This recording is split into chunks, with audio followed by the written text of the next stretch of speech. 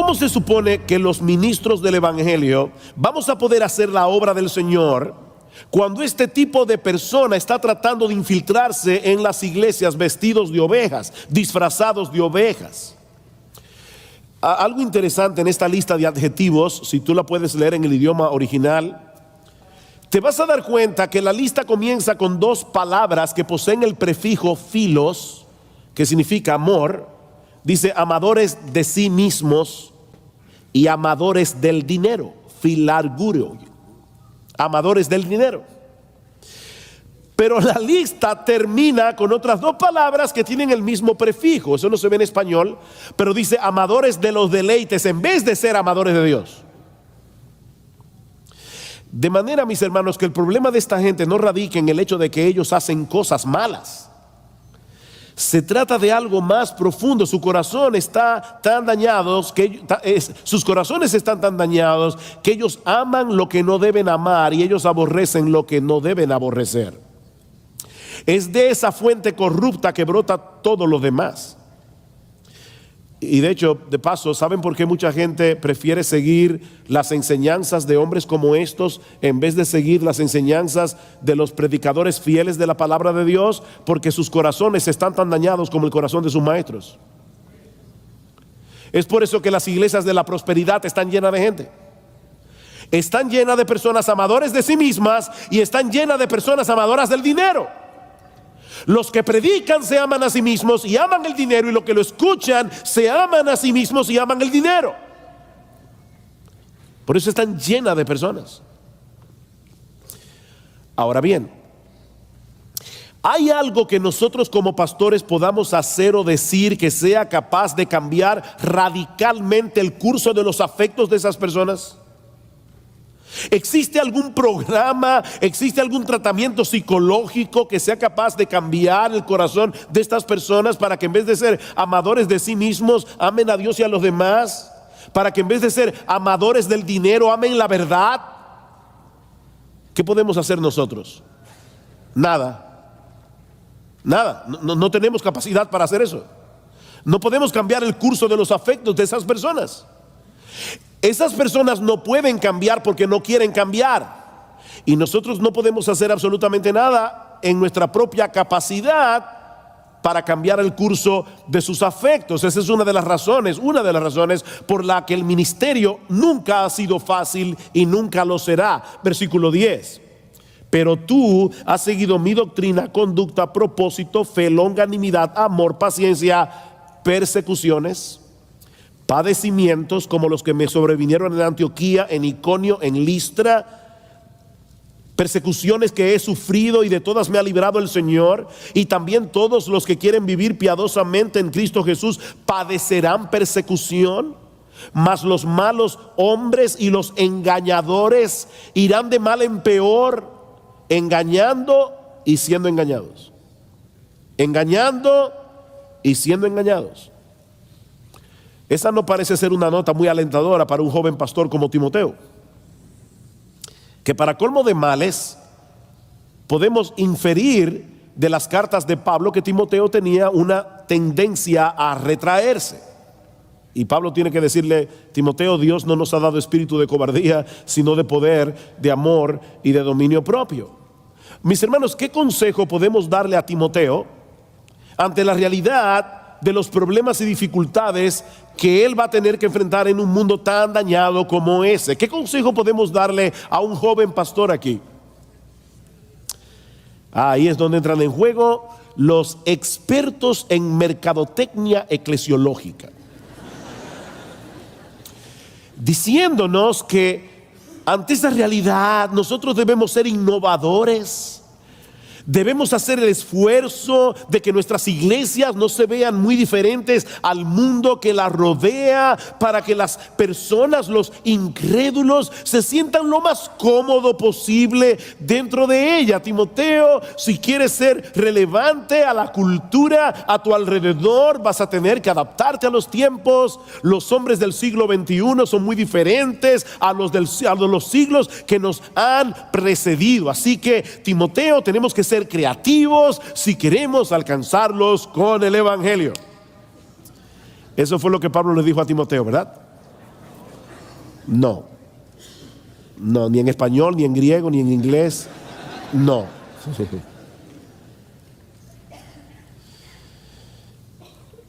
Alguien dijo muy sabiamente, la forma, lo voy a decir tranquilo, yo a veces soy enfático, lo voy a decir tranquilo para que caiga así. La forma más eficaz de alcanzar al mundo con el evangelio no es proveyendo a las personas las mismas cosas que ellos ya tienen en el mundo, sino más bien ofreciéndoles una alternativa que solo Dios puede dar, su palabra. Versículo 14. Pero persiste tú. ¿Ven el contraste? Timoteo, aquí están los falsos maestros, amadores de los deleites más que de Dios, amadores de sí mismos, amadores del dinero, y mucha gente que tienen ese mismo amor, van a seguir por montones a esa gente. Pero tú persiste en lo que has aprendido y te persuadiste. Sí, Timoteo, yo sé que la iglesia de la esquina está repleta de personas y la tuya parece que no crece, yo lo sé. Pero persiste tú en lo que has aprendido y te persuadiste, sabiendo de quién has aprendido. Loida y Eunice, la madre y la abuela de Timoteo, eran mujeres piadosas que habían seguido la tradición de Israel de enseñar a la próxima generación la palabra de Dios. Me encantó en una entrevista que le hicieron a John Piper, que le preguntaron: ¿por qué tú crees que la Biblia es la palabra de Dios? Y él dijo: la primera razón es porque mi mamá me lo dijo. Mi mamá me lo enseñó así y ella no me va a hacer mal. Timoteo le dice: recuerda de dónde tú has aprendido, también de mí, dice Pablo, y de tu mamá y de tu abuela, sabiendo de quién has aprendido. Y aquí vienen las razones que Pablo le da a Timoteo. Dice: persiste en eso, sabiendo que desde la niñez has sabido las sagradas escrituras, las cuales te pueden hacer sabio para la salvación por la fe que es en Cristo Jesús.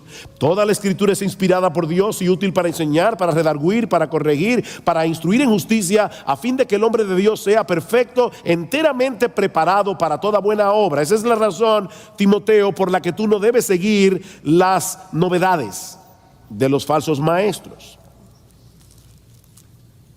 Vendrán hombres malos, engañadores, que irán de mal en peor, engañando y siendo engañados.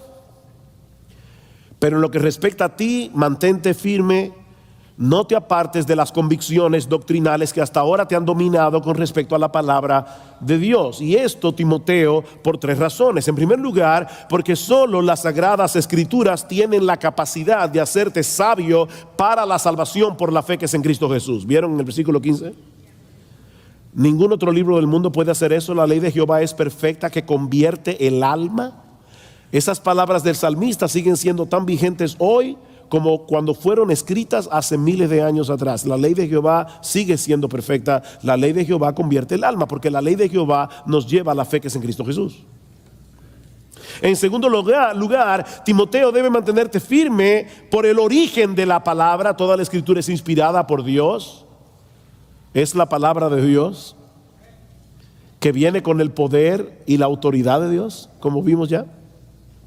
Y en tercer lugar, porque la escritura es suficiente para llevar a cabo el propósito para el cual Dios la inspiró: para enseñar, redarguir, corregir, instruir en justicia, para equipar al hombre de Dios para que pueda hacer la obra.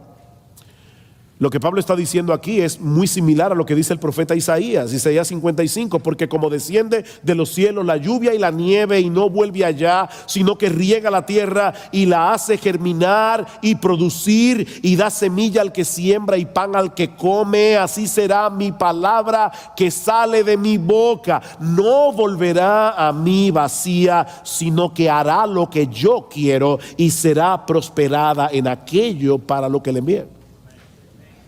Qué glorioso. Predica la palabra, porque Dios va a hacer con su palabra lo que Él quiera. No con la mía ni con la tuya, sino con la de Él, con su palabra.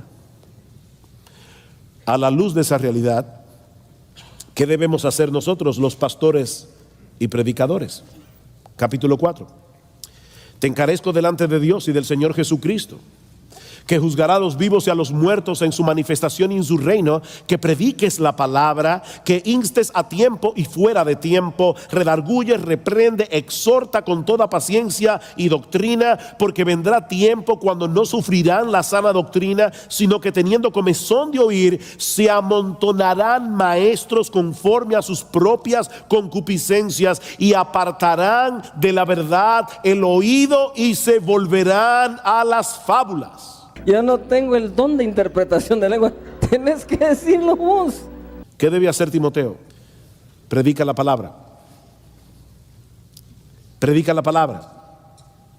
Y de paso esa frase está en modo imperativo. Lo que significa que no es una opción, entre otras opciones, no es una sugerencia, es una orden. Dios nos manda a proclamar como heraldos la palabra de Dios. Eso es lo que significa la palabra predicar, es la palabra keruso, proclamar en alta voz como un heraldo. En los tiempos antiguos, los heraldos iban por las calles anunciando en alta voz la victoria de un rey, las nuevas políticas de un nuevo gobierno o la llegada del emperador. Bueno, eso es exactamente lo que nosotros debemos hacer como predicadores cristianos. Debemos predicar fielmente la palabra para dar a conocer la victoria del Rey Jesús. Es lo primero. Él venció en la cruz, como vimos ayer. Debemos anunciar como heraldos las políticas de su gobierno. Arrepiéntete, cree, vive en santidad, todo lo que dice el Nuevo Testamento. Y anunciar como heraldos la realidad de su segunda venida. Comentando acerca de este texto, alguien dice que la predicación de la palabra centrada en el Evangelio es el único medio ordenado por Dios para preparar a los pecadores para la llegada de ese día. ¿Cuál día? El día de la segunda venida. Así que lo que Pablo está diciendo aquí es: Timoteo, los tiempos son peligrosos, los creyentes son perseguidos por causa de su fe, los engañadores irán de mal en peor, pero tú, Timoteo, predica la palabra a tiempo y fuera de tiempo. Es decir, cuando sea factible hacerlo, cuando sea peligroso hacerlo. Timoteo, aunque todo el mundo te diga que la predicación de la palabra ya dejó de ser relevante en una cultura dominada por los videos, predica la palabra. Predica la palabra. No sustituyas la predicación de la palabra en la iglesia absolutamente por nada. Quita los títeres, Timoteo. Saca los payasos. ¿Saben que hay iglesias que tienen payasos? Y hay predicadores que son unos payasos aunque no estén disfrazados.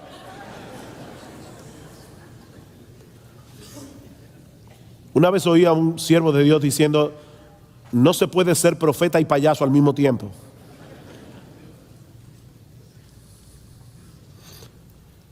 Predica la palabra, redarguye, reprende, exhorta con toda paciencia y doctrina. Y la paciencia es necesaria, mis hermanos, por dos razones. En primer lugar, porque los cambios no se producen de la noche a la mañana. Los pastores a veces quieren, ya predicaron del amor y todos se aman. Ya predicaron del chisme, nadie chismea. No, eso no funciona así.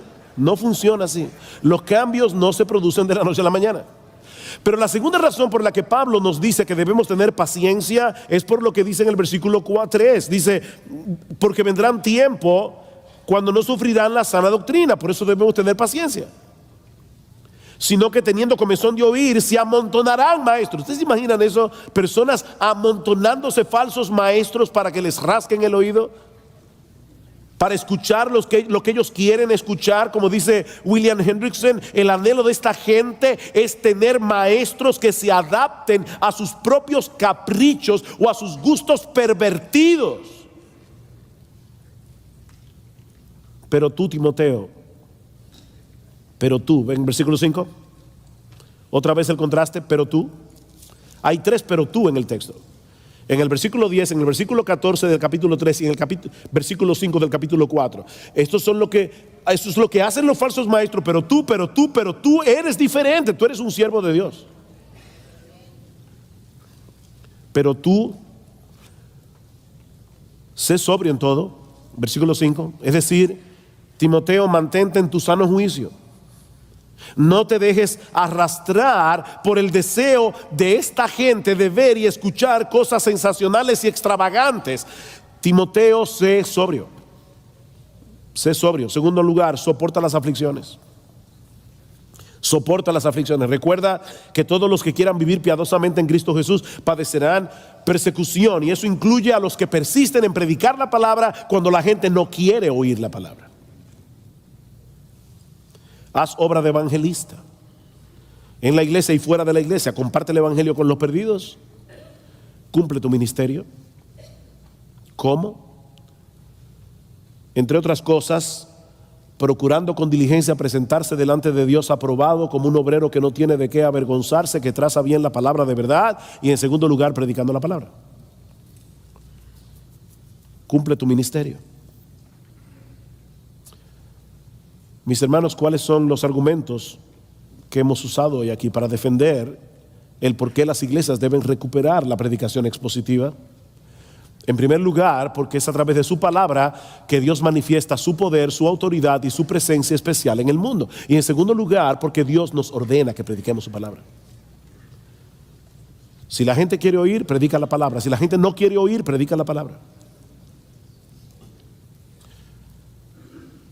Mis hermanos, podemos llenar las iglesias haciendo muchas cosas entretenidas,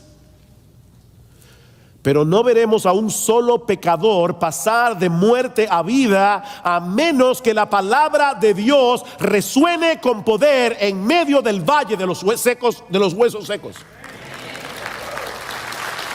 Solo la palabra puede hacer eso.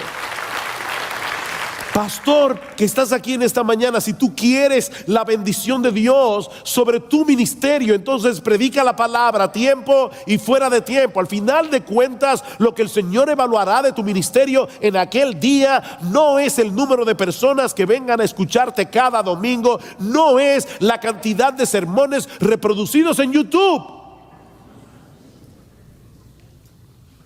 ¿Quién es pues el siervo fiel y prudente al cual puso su Señor sobre su casa para que les dé el alimento a tiempo? Mateo 24, 45, 46. Bienaventurado aquel siervo que cuando su Señor venga le haya haciendo así. ¿Haciendo qué? Dándole a su pueblo el alimento de su palabra a tiempo y fuera de tiempo. Ahora sí. Una vez más, hermanos, vamos a pedirle ayuda al Señor. Padre, vamos a predicar tu palabra una vez más. Y estamos tan conscientes de nuestras propias limitaciones. Señor, sabemos que si tú no edificas la casa, es en vano el trabajo de los edificadores. Venos, Señor, y concédenos el gozo, el privilegio, la alegría de poder exaltar a Cristo en esta exposición de tu palabra, porque te lo pedimos en su nombre y para su gloria. Amén y amén. En estas conferencias hemos estado hablando acerca de la predicación de la palabra y se ha estado insistiendo una y otra vez en este tema, pero tenemos que entender, mis hermanos, que la predicación del evangelio puede llegar a ser muy frustrante por la falta de respuesta de la gente a quienes predicamos. Guillermo Carey, el padre de las misiones modernas, tuvo que predicar durante 7 años en la India antes de ver su primer fruto. Y lo mismo sucedió con Adoniram Judson en Burma.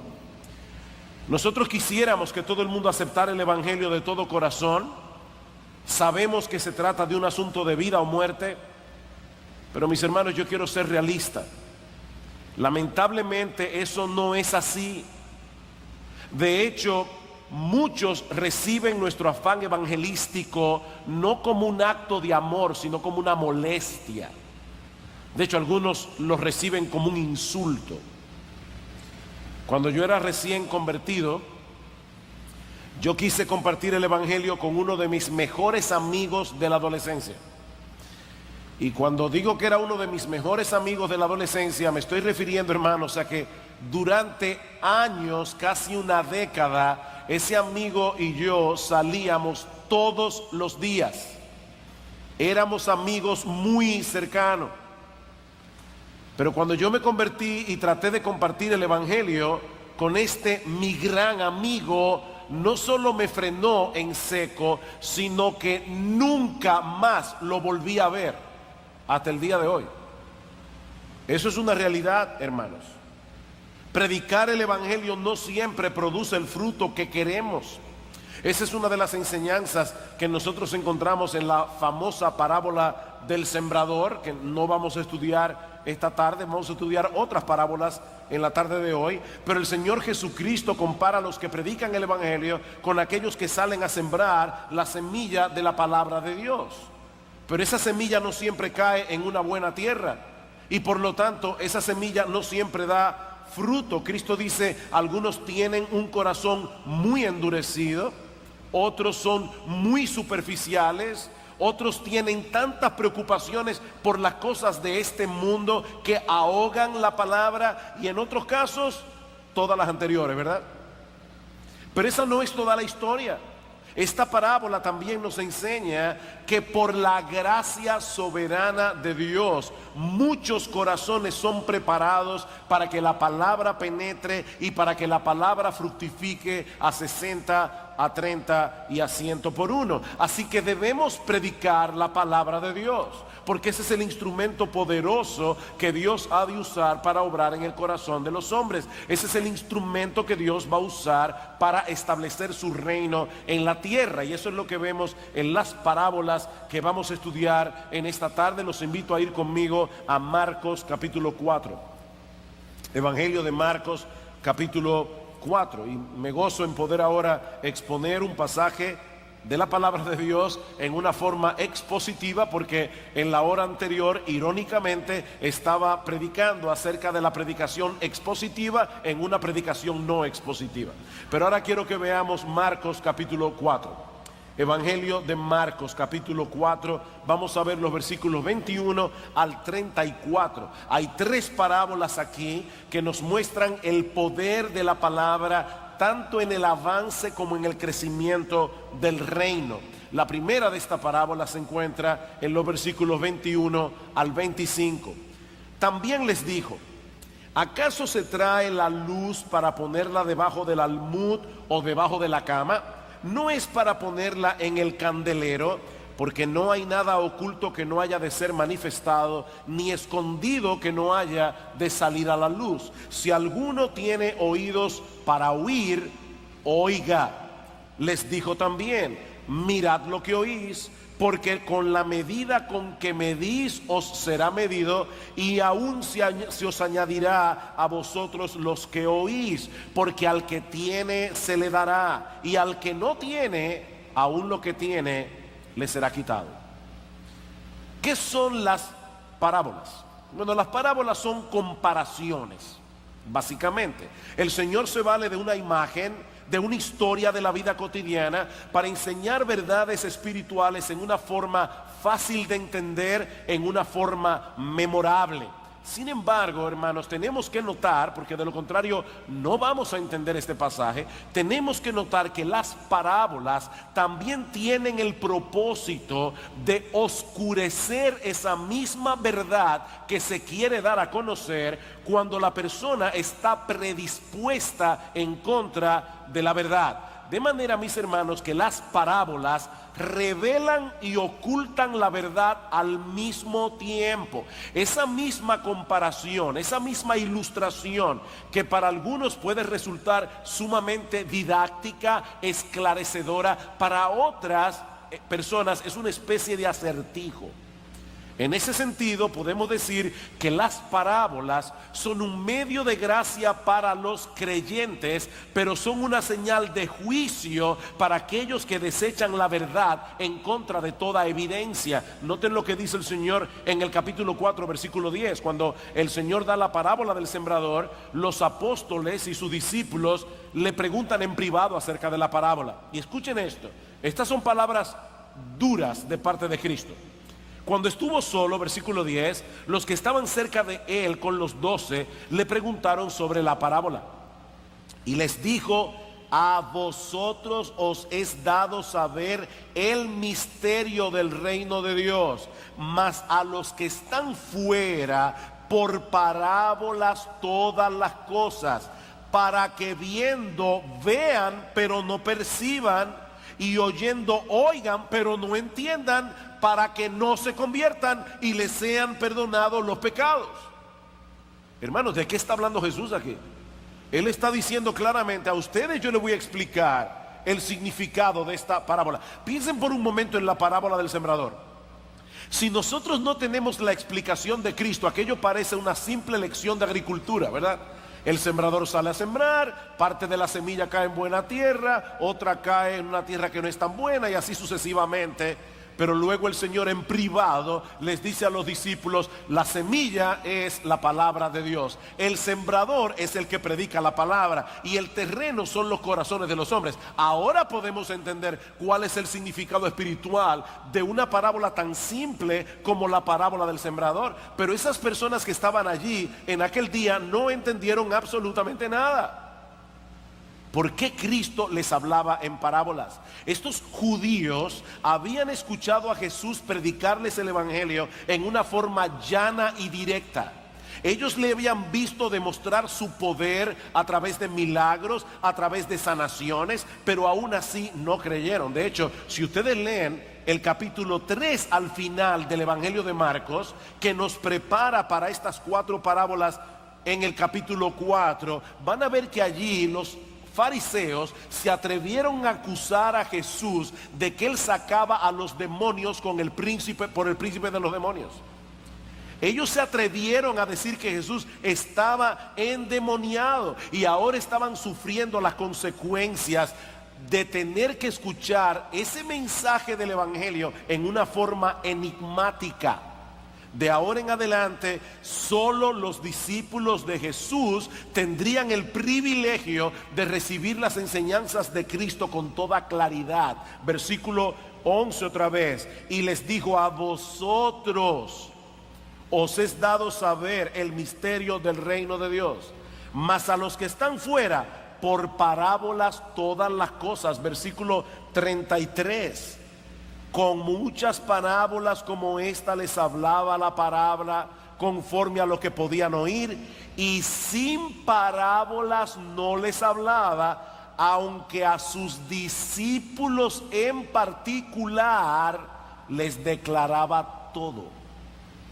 A los discípulos en particular, y esto es importante, los discípulos de Cristo, los creyentes, tenían el privilegio de recibir la ayuda que ellos necesitaban para poder entender las enseñanzas de Jesús. Pero ese privilegio era también una gran responsabilidad, y eso es básicamente lo que el Señor nos enseña en esta primera parábola. Versículo 21 otra vez: también les dijo: ¿acaso se trae la luz para ponerla debajo del almud? El almud era una especie de canasta que se usaba en aquellos días para contener o medir granos. Dice: ¿acaso se toma una luz y se pone debajo del almud o debajo de la cama? ¿No es para ponerla en el candelero? Hermanos, obviamente, aunque parezca demasiado obvio, ¿verdad?, debemos recordar que en aquellos días la gente no llegaba a una habitación y encendía un interruptor y se prendía la luz. La única fuente de luz que ellos tenían en las casas eran unas lámparas de barro cocido, que es a las que se refiere el Señor aquí. Así que la idea de esconder esas lámparas, que era la única fuente de luz, era algo completamente ridículo. Bueno, lo que el Señor está diciendo es: así de ridículo es esconder la palabra de Dios. Nosotros tenemos un gran privilegio, los cristianos, por el hecho de que el Señor haya abierto nuestros corazones para recibir su palabra y para creer. Mis hermanos, esto es algo que no debemos dar por sentado. En el mundo hay millones y millones de personas que no tienen ningún interés en la palabra de Dios, porque para ellos es un libro irrelevante, para ellos es un libro completamente incomprensible. ¿Qué dice Pablo en 1 Corintios 2:14? El hombre natural no percibe las cosas que son del Espíritu de Dios, porque para él son locura. y que es un hombre natural, es un hombre que no ha sido regenerado. Para él son locura y no las puede entender, porque se han de discernir espiritualmente. ¿Alguna vez ustedes han visto estos fanáticos de la ópera, que les encanta que las personas escuchen ópera, y ponen a individuos que ni les gusta el estilo musical, ni saben ni pío de italiano, y lo ponen a escuchar la ópera? Bueno, es posible que esa persona pueda deducir algunas cosas al ver la actuación de los cantantes, porque en la ópera se actúa, ¿verdad? O a través de los gestos corporales de los artistas, pero ellos seguramente van a perder la esencia de la trama. Ellos no van a poder apreciar la riqueza de la lírica. Mis hermanos, algo similar ocurre cuando el incrédulo escucha la palabra. Es como un pollo viendo televisión. Él entiende algunas ideas aquí y allá, pero él no puede entender la esencia del mensaje. Él no puede captar el tesoro incomparable que se le está ofreciendo en el Evangelio. Pero hermanos, qué privilegio nos ha dado Dios. Dios te abrió el entendimiento, si tú eres creyente, no solo para que puedas entender la palabra de Dios, sino para que ames la palabra, para que obedezcas la palabra. Nosotros, como dice John MacArthur, hablamos el lenguaje de Dios. Dios nos enseñó su lenguaje. Y mis hermanos, eso es lo que distingue a un verdadero creyente de uno que no lo es. Y eso es vital enfatizar en el día de hoy, porque mucha gente cree que cree, pero no cree. Su estilo de vida desmiente su profesión de fe. Una cosa no encaja con la otra. ¿Qué decíamos en el mensaje anterior? ¿Cómo se distinguen las ovejas de Jesús?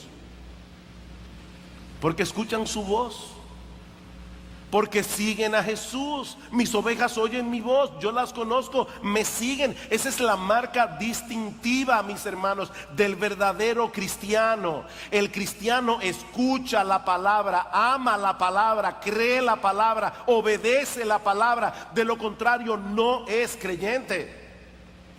Y lo que el Señor está diciendo aquí en esta parábola es que ese tesoro que se nos ha confiado de entender la palabra, de amar la palabra, de apreciar la palabra, debemos compartirlo con otros. ¿Por qué otra razón se nos ha dado una lámpara si no es para alumbrar, para que esa luz pueda brillar? Hermanos, es inconcebible que en una casa que está completamente a oscuras alguien tenga una lámpara en la mano y decida ponerla debajo de una canasta o esconderla debajo de la cama. Pero es más inconcebible cuando se trata de la luz del Evangelio. Mis hermanos, nosotros vivimos en un mundo que está completamente en tinieblas, en oscuridad, en perdición. ¿Qué dice el Señor en Juan 8:12? Yo soy la luz del mundo. Yo soy la luz del mundo. El que me sigue no andará en tinieblas, sino que tendrá la luz de la vida. Algunas familias en Galilea en esos días eran tan pobres que solo tenían una lámpara en la casa. De manera que los únicos que tenían luz eran los que estaban en esa habitación donde estaba la lámpara. Lo que Jesús está diciendo es: en la casa del mundo hay una sola lámpara y soy yo. El que no está alrededor de Jesús está en tinieblas, no tiene luz. Y lo que el Señor nos está diciendo, hermano, a ti y a mí, es que si nosotros tenemos esa luz, tenemos que hacerla brillar. Versículo 22. Porque no hay nada oculto que no haya de ser manifestado, ni escondido que no haya de salir a la luz. ¿De qué está hablando Cristo aquí? Algunas personas dicen, bueno, que lo que tú haces en secreto te lo van a sacar en público en aquel día. Bueno, yo creo que eso va a suceder en el día del juicio, pero no es de eso que está hablando el texto. Cristo no ha cambiado de tema. Él está hablando de esa luz que debemos hacer brillar. Recuerden, hermanos, el contexto que yo acabo de darles. Por un tiempo, dice Cristo, esta luz estuvo reservada únicamente para los discípulos. Solo a ustedes les explico las cosas, a los demás en parábolas, pero no siempre iba a ser así. Iba a llegar el día cuando nuestro Señor Jesucristo iba a morir en la cruz, iba a resucitar al tercer día y le iba a dar una gran comisión a la iglesia. ¿Y cuál era la comisión? Esa luz que yo les he entregado a ustedes, esa luz que yo he puesto en las manos, no era para que siguiera oculta para siempre. Ahora ustedes deben llevarla al mundo entero. Esa luz tiene que iluminar el mundo entero. Cuando tú guardas una cosa valiosa y la pones en un lugar seguro, pregunta, ¿es para dejarla ahí para siempre o para sacarla en el momento oportuno? Piensa en la Navidad, ¿verdad? Uno a veces, los que son muy previsores, compran los regalos de los niños desde septiembre y esconden los regalos y lo dejan ahí en un lugar. ¿Y para qué tú escondes el regalo que le vas a dar a tu hijo en Navidad? Bueno, porque tú quieres sacarlo en el momento oportuno. Ahora, imagínese un papá que dice, wow, le compré una bicicleta de Navidad a mi hijo, pero como yo tengo temor de que la estropee, la voy a dejar ahí para siempre. Eso no tiene sentido. Lo que nunca será visto ya no está escondido, está perdido, dice alguien. Y eso es lo que no debemos hacer con el tesoro del Evangelio. Luego de la muerte y resurrección del Señor Jesucristo, los creyentes debemos predicar el mensaje de salvación abiertamente en todo el mundo. Esa fue la gran comisión que el Señor nos dejó. Id y haced discípulos a todas las naciones. Mi hermano, déjame hacerte una pregunta. ¿Te ha dado Dios a ti el privilegio de entender su palabra? ¿Tú entiendes por lo menos el mensaje esencial del Evangelio cuando tú lees las Escrituras? Para más privilegio, ¿te ha dado Dios la oportunidad de ir a una iglesia donde los que predican te explican el verdadero mensaje de las Escrituras? ¿Te ayudan a entender mejor las Escrituras? Dice el salmista en el Salmo 119, 130, la exposición de tus palabras imparte luz, alumbra, da entendimiento a los simples. Pregunta otra vez, ¿tú recibes luz a través del púlpito cuando es expuesta la palabra de Dios? Si tu respuesta es afirmativa, te tengo otra pregunta. ¿Alguna vez has considerado el hecho de que eso que Dios te ha dado es al mismo tiempo un privilegio y una responsabilidad? Es un privilegio y es una responsabilidad. El Señor nos pide que hagamos una buena mayordomía de esa luz que Él nos da de su palabra a través de diferentes medios. Esa luz debe brillar a donde quiera que estemos. El Señor no nos ha dado la responsabilidad de convertir a nadie. Y eso es importante. Óyeme, tú no tienes la responsabilidad de convertir a nadie. Eso solo lo hace Dios. Pero Él sí te ha dado la responsabilidad de hacer brillar la luz del Evangelio donde quiera que podamos hacerla brillar. Y noten la seriedad con que Cristo trata este asunto. Versículo 23. Si alguno tiene oídos para oír. Oiga, no todos tienen oídos para oír la verdad de Dios.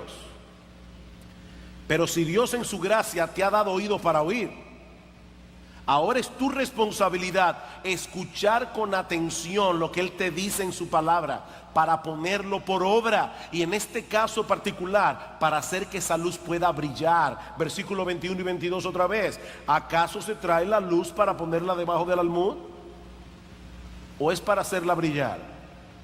El que tiene oídos para oír, oiga mi advertencia, dice el Señor. Haz brillar la luz. Si tú escuchas la palabra y no haces lo que Él te dice, entonces no escuchaste realmente lo que Él te está diciendo. Padres,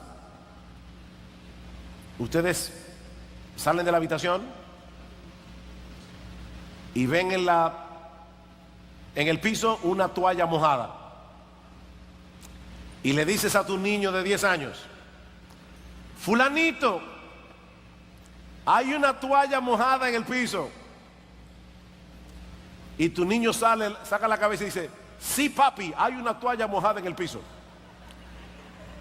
¿Él realmente te escuchó? ¿Te escuchó como él debía escucharte? O sea, cuando tú dices, fulanito, hay una toalla en el piso, ¿tú lo dices para que conste en boca de 2 o 3 testigos la posición de la toalla? ¿O tú lo hiciste para mover a tu hijo a recoger la toalla mojada del piso? Si tú no haces lo que escuchaste, en realidad no escuchaste. Por eso es que Cristo nos invita a escuchar la palabra con atención para poder entenderla lo mejor que podamos. Versículo 24 dice, les dijo también, mirad lo que oís. Porque con la medida con que medís os será medido, y aún se os añadirá a vosotros los que oís. Cuidaos lo que oís.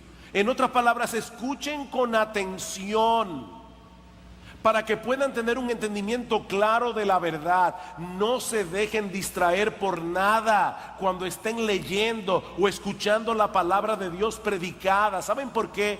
Porque es Dios mismo el que te está hablando a tu corazón. Y yo leí ese pasaje y pensaba, wow, el Señor sabía que Steve Jobs iba a inventar el iPhone. El Señor sabía que mucha gente iba a comenzar a ir a la iglesia con sus teléfonos inteligentes y con sus tabletas y con sus iPads, y que iban a leer la Biblia en sus dispositivos móviles. Y por si acaso, yo prefiero venir a la iglesia con mi Biblia a lo antiguo. Pero si usted viene con su tableta, no hay problema. Lo único que te quiero advertir es que cuando tú tienes una tableta y si está conectada con internet o con un teléfono inteligente, tiene problemas, porque esta Biblia mía no me envía notificaciones de WhatsApp. Esta Biblia no me dice que me llegó ningún correo electrónico. Esta Biblia no me sale, me manda un mensaje tan importante como a ver cuántas personas le dio like en mi Facebook al último comentario que yo puse. Mi Biblia no hace nada de eso. Y lo que te estoy diciendo, mi amado hermano, es que cuando estamos frente a la palabra de Dios, ya sea leída o predicada, estamos frente a Dios mismo, hablándonos de tú a tú. Y tenemos que poner toda atención. Por eso dice Cristo aquí, oigan qué advertencia, mirad lo que oís, porque con la medida con que medís os será medido, y aún se os añadirá a vosotros los que oís. ¿De qué está hablando Cristo aquí? Lo que el Señor está diciendo, hermanos, es que hay una bendición de parte de Dios en el esfuerzo de entender la palabra. Si escuchas la palabra con atención y la recibes con fe y con un corazón sumiso y obediente, ¿sabes lo que va a pasar? El Señor se va a encargar de bendecir ese esfuerzo, dándote un entendimiento cada vez mayor. Él te va a bendecir. Dice en Proverbios 9:9, da instrucción al sabio y será más sabio. Enseña al justo y aumentará su saber. La forma como tú respondas a la verdad que Dios te permita conocer determinará cuán abundante será la medida que te será concedida. Es así de simple. ¿Y sabes qué producirá ese mayor conocimiento de la verdad? Más conocimiento de Dios, un mayor gozo, una mayor confianza en sus promesas, más santidad, menos apego a las cosas de este mundo, y sobre todas las cosas un mayor aprecio y amor por la persona de nuestro Señor y Salvador Jesucristo, y una mayor satisfacción en Él. ¿Saben lo que pasa con un cristiano que tiene todo eso? Brilla más en el mundo. La bendición de Dios, mis amados hermanos, sobre nuestras vidas no será proporcional a la medida de nuestra atención a la palabra. Lo que Cristo nos está prometiendo aquí es que será desproporcionalmente mayor.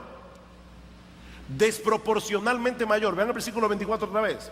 Mirad lo que oís, porque con la medida con que medís os será medido, y aún se os añadirá más a vosotros los que oís. Dice un comentarista, esta es una bondadosa promesa de que el beneficio será aún mayor que el esfuerzo requerido. ¿Oyeron eso? el beneficio será mayor que el esfuerzo requerido. Dios, en su generosidad, dará al oidor diligente una bendición que será más grande en proporción, más de lo que con justicia podríamos esperar. Versículo 25. Pero esto tiene una moneda de dos caras, porque al que tiene se le dará, y al que no tiene, aún lo que tiene le será quitado. Aquel que ha recibido los beneficios que vienen a nosotros a través de un oído diligente, seguirá recibiendo cada vez más y seguirá brillando cada vez más. Pero si dejas de poner atención a la palabra de Dios, las capacidades que ahora tienes se irán atrofiando, y tarde o temprano terminarás perdiendo aún lo que ahora tienes. Es una pena, yo tengo 34 años como pastor en nuestra iglesia. ¿Qué pasó? No es que es una pena que tengo 34 años, no voy a decir ahora que tengo la pena. La pena es, hermanos, que en esos 34 años, a través de toda nuestra historia, yo he visto a muchos creyentes pasar por ese proceso. Personas que en un momento dado eran hombres que estaban ardiendo, mujeres que estaban ardiendo para el Señor. Ahora uno no sabe ni siquiera si son creyentes. ¿Qué pasó ahí? Comenzaron a descuidarse, a descuidarse, a descuidarse, y aún lo que tuvieron una vez ya no lo tienen. Esa es la advertencia del Señor aquí. Y es probable que al final de la historia nos demos cuenta que tales personas nunca fueron verdaderas ovejas de Cristo, porque recuerda que la marca distintiva de la oveja del Señor, ¿cuál es? Oye su voz y le sigue. Pero aún nos restan dos parábolas aquí que veremos más brevemente. Ya el Señor nos ha dicho que debemos compartir la luz que recibimos de la palabra. Pero ahora el Señor quiere mostrarnos que esa palabra opera misteriosamente en el corazón de los hombres, para que no caigamos en el error de medir los resultados por lo que nuestros ojos pueden ver. Versículo 26. Decía además: así es el reino de Dios, como cuando un hombre echa semilla en la tierra y duerme y se levanta de noche y de día, y la semilla brota y crece sin que él sepa cómo. Porque de suyo lleva fruto la tierra, primero hierba, luego espiga, después grano lleno en la espiga, y cuando el fruto está maduro, enseguida se mete la hoz, porque la siega ha llegado. Y la siega de la que se habla allí no es el fin del siglo, no es el juicio final. La siega es la cosecha del fruto que produce la palabra predicada.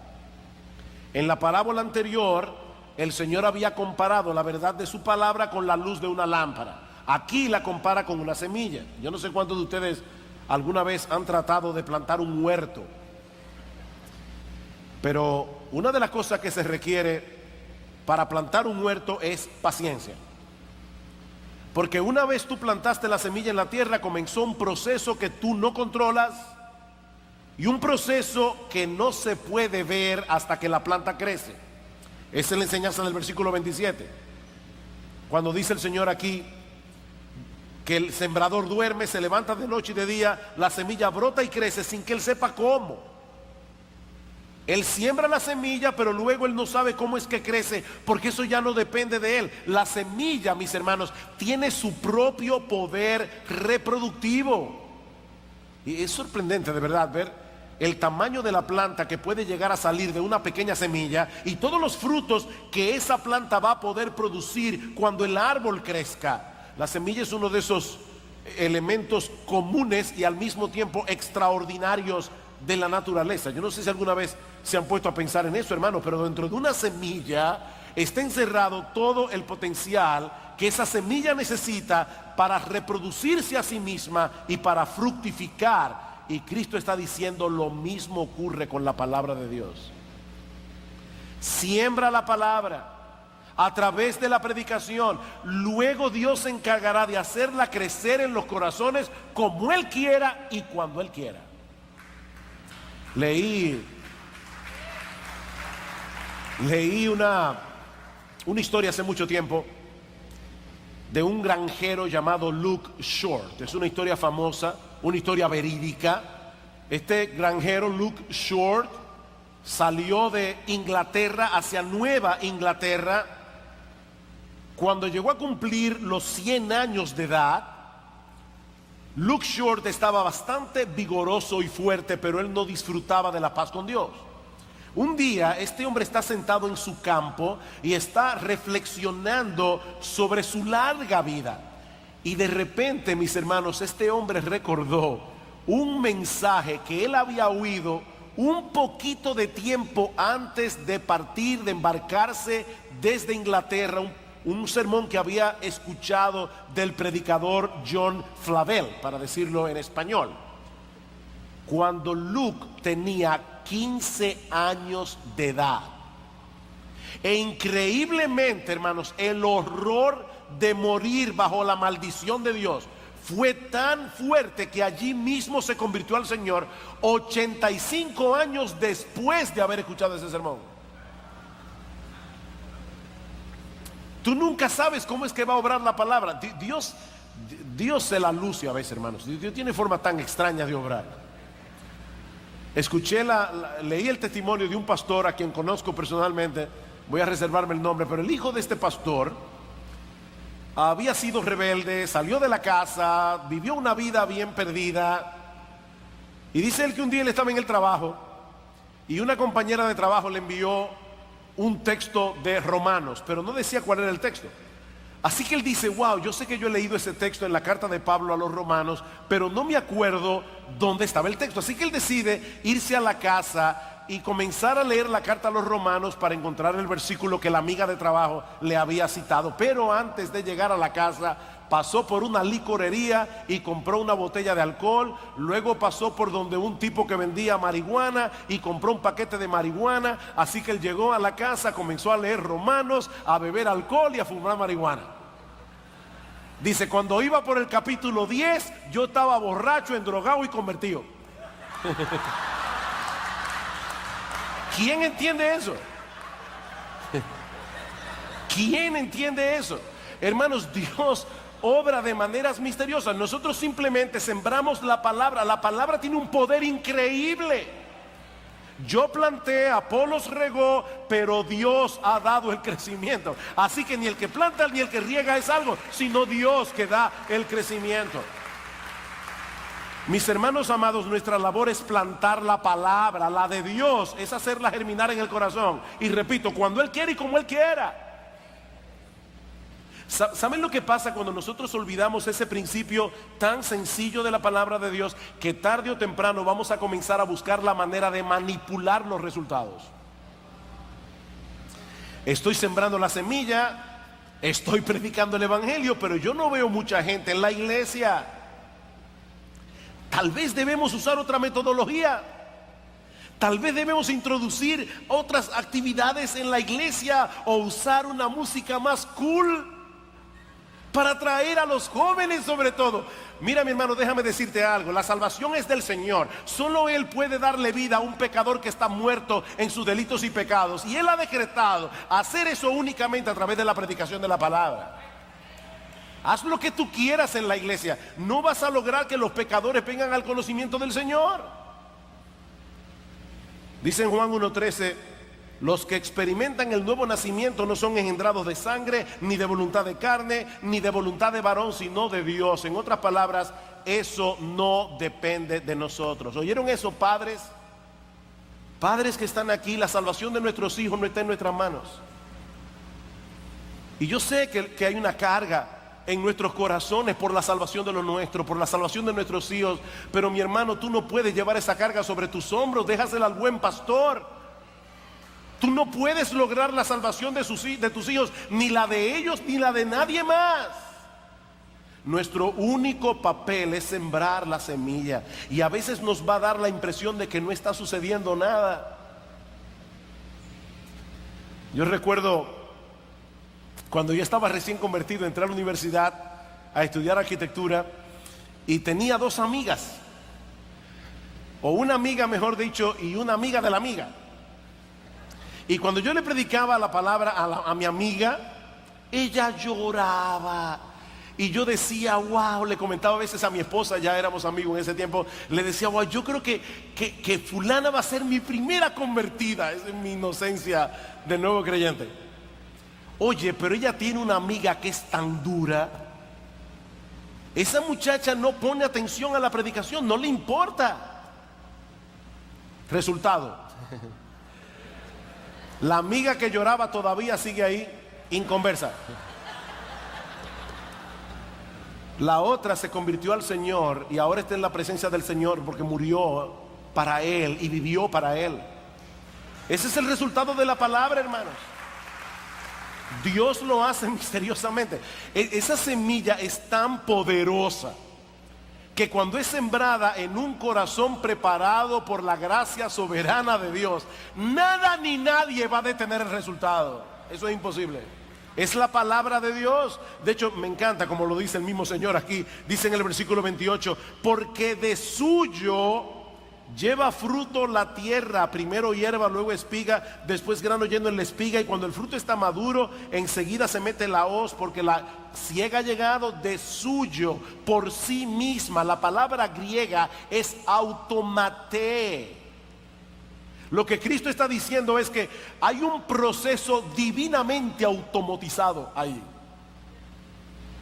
Encárgate de predicar la palabra. El Espíritu Santo se encarga del resto. Así que debemos hacer brillar la luz. En segundo lugar, esta palabra que sembramos opera misteriosamente. Pero hay una tercera parábola aquí, y es que el reino de Dios experimentará un crecimiento desproporcionado en comparación con la pequeñez de sus inicios. Versículo 30 del capítulo 4.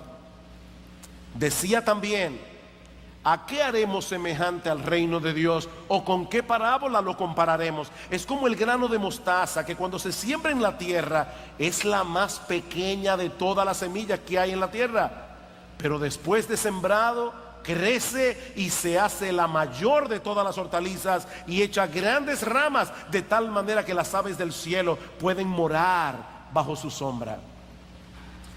La semilla de mostaza es la más pequeña que se sembraba en los campos de Israel. No es la más pequeña del mundo, pero esa era la más pequeña de la semilla que se sembraba en Israel. Mide aproximadamente 1 o 2 milímetros de ancho. Para que tengan una idea, es como un grano de arena entre tus dedos. Y sin embargo, puede llegar a producir un arbusto de hasta 12 o 15 pies de altura y 6 pies de ancho. De manera que el crecimiento no es proporcional al tamaño de la semilla. Y lo que el Señor está diciendo a sus discípulos aquí en esta parábola es que así será el crecimiento del reino de Dios. Comenzó con un pequeño grupo de hombres que no parecían tener mucha capacidad de impacto. Hermanos, no idealicen a los apóstoles. Definitivamente no era un dream team. O sea, pensar que Cristo de verdad iba a impactar el mundo con esos 12 hombres, eso era increíble. Y sin embargo el Señor está diciendo aquí, ese reino mío va a experimentar tal crecimiento que va a abarcar todas las naciones de la tierra. Y esa parece ser la idea del versículo 32, cuando dice que se hace grande árbol y vienen las aves para morar bajo su sombra. Esas aves del cielo, en el capítulo 17 del libro de Ezequiel, se profetiza que el Señor tomaría una pequeña rama, la plantaría en el monte de Israel, y que llegaría a ser un cedro tan majestuoso que debajo de él se anidarían toda clase de aves. Y más adelante en Ezequiel 31:6 dice que esas aves son las distintas naciones de la tierra.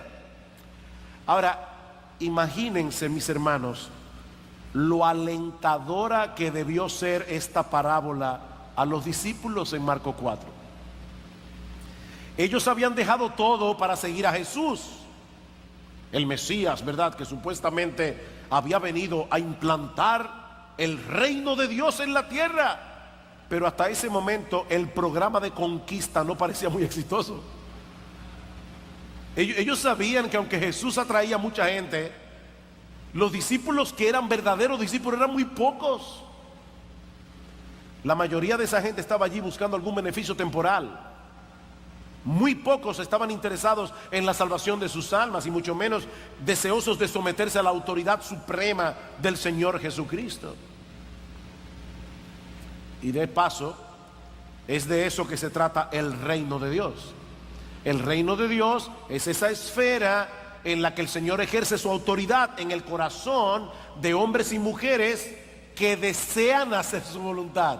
Hombres y mujeres que se someten a la autoridad de Jesús gozosa y voluntariamente. Así que es probable que algunos de los discípulos estuvieran confundidos ahora. Ven acá, el Señor vino a implantar un reino, pero este grupo no crece, al menos no lo suficiente como para poder conquistar a la nación de Israel y mucho menos al mundo. Pero Jesús los exhorta en esta parábola a tener paciencia, a seguir perseverando en la fe y a confiar en el poder del Evangelio. El crecimiento del reino será como la semilla de mostaza, completamente desproporcional en comparación con la pequeñez de sus inicios. Nadie hubiera podido imaginar que ese pequeño grupo de discípulos de Jesús iba a impactar el mundo como lo hicieron. Pero mis hermanos, las evidencias están allí. La iglesia de Cristo no solo ha tenido un crecimiento descomunal a través de la historia, sino que el cristianismo sentó la base para la civilización occidental, por más que esa civilización ahora quiera negar sus orígenes. Pero ¿saben qué es lo más hermoso, lo más glorioso de todo esto? Que cuando la historia llegue a su final, nosotros veremos lo mismo que Juan vio en aquella visión en Juan 7:9, en Apocalipsis 7:9, perdón, a una gran multitud que nadie podía contar, de todas las naciones, de todas las tribus, de todos los pueblos, de todas las lenguas, millones y millones de hombres y mujeres que fueron traídos al arrepentimiento y a la fe por medio de la predicación del Evangelio. Jesucristo verá el fruto de la aflicción de su alma y quedará satisfecho. Queridos hermanos, nuestra responsabilidad no es mejorar el plan de Cristo para la expansión de su reino en el mundo. Esa no es nuestra responsabilidad. Nuestra responsabilidad es obedecerle a Él, proclamando su palabra. Esa luz debe brillar, esa semilla debe ser sembrada, y Él no ha prometido enviar ángeles a hacer eso. Él encomendó esa tarea a personas comunes y corrientes como tú y como yo. De paso, una nota a los predicadores y pastores que están aquí. En República Dominicana se da el fenómeno de que se celebran muchas conferencias en el año. Y vienen muy buenos predicadores, y damos gracias a Dios por eso. El año antepasado estuvo allí el pastor Steve Lawson, estuvo John MacArthur, estuvo John Piper. ¡Qué bueno! Nos gozamos en eso. Pero pastores, Cristo no está edificando su iglesia a través de pastores conocidos. Cristo está edificando su iglesia a través de pastores ordinarios, hombres que probablemente nadie conoce, hombres que no tienen mensajes en YouTube, hombres que no tienen blog, pero que están haciendo la obra de Dios. Cristo no necesita celebridades para hacer su obra. Él está trabajando a través de hombres ordinarios para hacer a través de ellos una obra extraordinaria. Nosotros tenemos que sembrar la palabra, nosotros tenemos que hacer brillar la luz de la palabra. Tú donde estás, hombre, mujer, donde quiera que estés, predica el Evangelio, da a conocer a Cristo, habla de Cristo, habla del Evangelio, y Dios se encargará del resto. Tal vez tú te ves muy débil, pero es que eso no depende de ti. Eso no depende de mí, es la palabra que tiene poder. No eres tú, no soy yo. Es la palabra de Dios que es poderosa. Y ahora yo te pregunto, mi amado hermano, mi amada hermana, ¿qué estás haciendo tú con la verdad de la palabra de Dios que el Señor te está permitiendo conocer? ¿Qué estás haciendo con eso? ¿Qué tanto esfuerzo estás haciendo en dependencia de su espíritu para entender mejor esta palabra? Para poner por obra la palabra. Recuerda lo que alguien dijo una vez: la verdad recibida y asimilada aumenta nuestra capacidad para recibir más verdad. Al que tiene se le dará más. Al que no tiene, aún lo que tiene le será quitado. Y por lo tanto eso aumenta nuestra capacidad de brillar. Ahora, quizás la pregunta más importante que yo te puedo hacer en esta tarde es esta última. Mi hermano, ¿qué tan precioso es Cristo para ti? ¿Qué tan precioso es Cristo para ti? ¿Qué tanta pasión hay en tu corazón hacia Él? Porque esto es un círculo virtuoso, no vicioso. Cuando tú te conviertes al Señor, Dios te da amor por su palabra, solo porque te das cuenta que en ella te revela a Jesús y al Evangelio. En la medida en que tú te esfuerzas por entender la palabra, poner por obra la palabra, Dios te bendice más allá de toda proporción, dándote más entendimiento de la palabra y consecuentemente más satisfacción en Jesús. ¿Y sabes lo que ocurre cuando tú tienes más satisfacción en Jesús? Que tienes un mayor deseo de seguir conociéndolo en la palabra y darlo a conocer a otros también. ¿Es eso lo que está pasando en tu vida, mi hermano?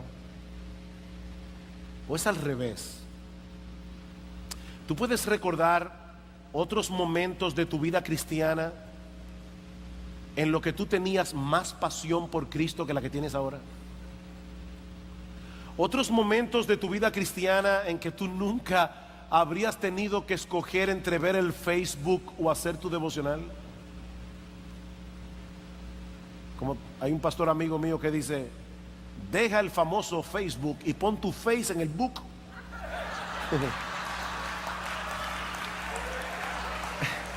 ¿Tú recuerdas esa época?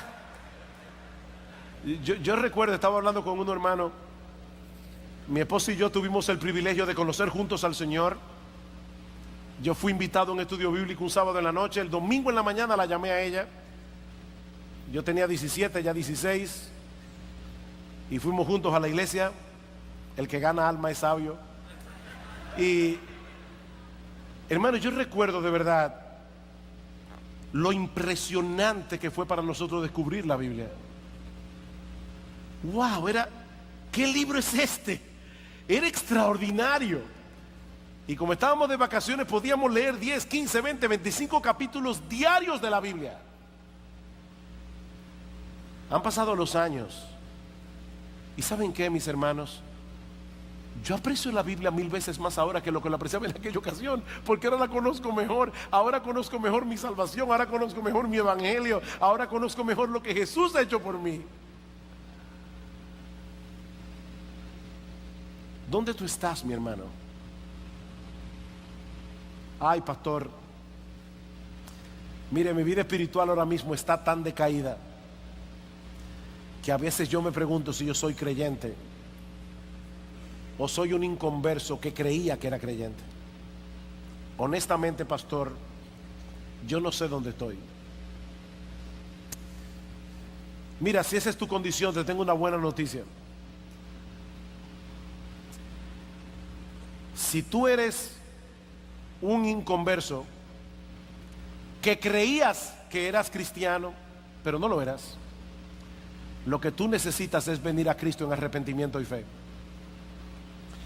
Y si tú eres un creyente que está en una muy mala condición espiritual y en una fuerte decadencia espiritual, lo que tú necesitas es venir a Cristo en arrepentimiento y fe. Así que ven a Cristo en arrepentimiento y fe, después averiguamos qué es lo que tú eres. Porque ahora mismo tú necesitas venir a Cristo. Tal vez yo no tengo un análisis para hacerte y saber dónde está tu condición espiritual, pero mi hermano, vuelve a Cristo. Predícate de nuevo el evangelio. Vuelve a decirle a tu corazón que Cristo es precioso. Vuelve a decirle a tu corazón que no hay nada en el mundo que pueda compararse con Él. Mi hermano, corta de raíz todas esas cosas del mundo que están apagando tu pasión por Jesús, que están destruyendo tu amor y tu deseo, tu hambre por la palabra. Y en dependencia del Espíritu Santo, vuelve a la Escritura, pidiendo a Dios en oración que abra tus ojos para ver las maravillas de tu ley, porque esa oración es conforme a la voluntad de Dios. Vuelve a Cristo, vuelve a la Escritura.